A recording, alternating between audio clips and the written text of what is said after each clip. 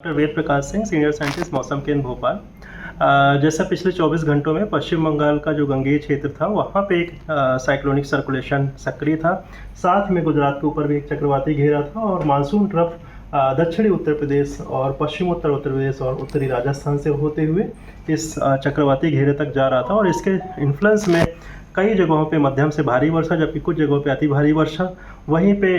सिंगरौली में अत्यधिक भारी वर्षा भी दर्ज की गई। आगामी 24 घंटे की बात करें तो जैसे आप सैटेलाइट इमेजरी में देख सकते हैं, अभी भी झारखंड और पश्चिम बंगाल के आसपास ये जो साइक्लोनिक सर्कुलेशन था इसके इन्फ्लुएंस में एक लो प्रेशर एरिया माने निम्न दाब क्षेत्र बन चुका है और जो मानसून ट्रफ है इस निम्न दाब क्षेत्र के केंद्र से होते हुए सीधी और ग्वालियर होते हुए माने मध्य प्रदेश के उत्तरी हिस्से से होकर सीकर माने उत्तरी राजस्थान तक गुजर रहा है। साथ में एक और ट्रफ लाइन जो पूर्व से पश्चिम की ओर फैली हुई है वो मध्य क्षोभ मंडल के स्तर पर इन्हीं लगभग इन्हीं क्षेत्रों में सक्रिय है। वहीं पे अगर आप दक्षिण पश्चिमी हवाओं की बात करें, अरेबियन सी से माने अरब सागर से भी प्रॉपर मॉइस्चर फीडिंग हो रही है और दक्षिणी हवाओं से जो आपका बंगाली खाड़ी का उत्तरी हिस्सा है वहाँ से भी जो नमी आ रही है ये सीधे सीधे मध्य प्रदेश को प्रभावित कर रही है। और कई जगहों पे जैसे आप सैटेलाइट इमेजरी में देख सकते हैं जो आपको येलो और रेड पैचेस दिख रहे हैं, कई जगह पे अच्छी बारिश आज सुबह से या ये कहना चाहिए कि आज देर रात से जो पिछले कल रात से शुरू हुई थी अभी तक वो जारी है और अगले 2 दिनों तक ये गतिविधियाँ रहेंगी। अगर हम फोरकास्ट की बात करें तो आप 24 घंटे का फोरकास्ट देख सकते हैं। कई जगहों पर अपने रेड अलर्ट दिया है जैसे रायसेन, छिंदवाड़ा, मंडला,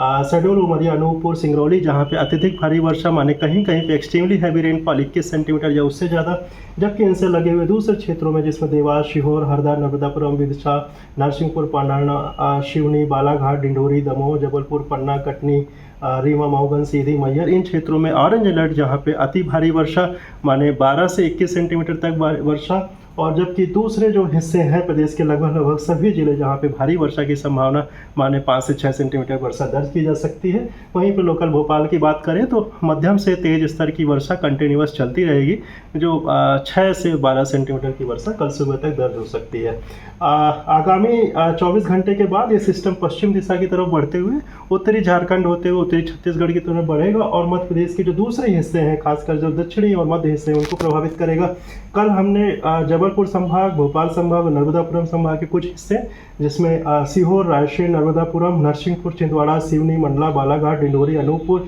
यहाँ पे रेड अलर्ट दिया है। वहीं पे शिवपुर कला में भी अत्यधिक भारी वर्षा कहीं कहीं पे होने की संभावना है जहाँ पे रेड अलर्ट है। और लगभग प्रदेश के सभी उत्तर मध्य और दक्षिण मध्य हिस्से जिसमें जबलपुर, नर्मदापुरम, भोपाल, सागर संभाग के हिस्से शामिल है, यहाँ पे ऑरेंज अलर्ट माने अति भारी वर्षा, जबकि प्रदेश के अन्य हिस्सों में मध्यम से भारी वर्षा का दौर जारी रहेगा। इन सभी परिस्थितियों को देखते हुए अगर आप जो हमने प्रेस रिलीज जारी किया है वहाँ पे आप देखें तो कुछ जगहों पे जहाँ पे निचले इलाकों में पानी भरने की संभावना है या फिर बाढ़ आने की संभावना है वो भी आप मैप में देख सकते हैं। जो आपका फ्लैश फ्लड रिस्क है इसमें कुछ जगहों पे मतलब हाई रिस्क जैसे आपका कटनी है, शहडोल है, उमरिया है, डिंडोरी के उत्तरी इलाके हैं, नर्मदापुरम, रायसेन, सीहोर के कुछ इलाके हैं, अलीराजपुर और धार के कुछ हिस्से हैं, सतना के कुछ हिस्से हैं, जबकि सीधी और सिंगरौली के दक्षिणी हिस्से, शिवपुर कला और शिवपुरी के जो पश्चिम दक्षिण पश्चिम हिस्से हैं यहाँ पे हाई फ्लड रिस्क माने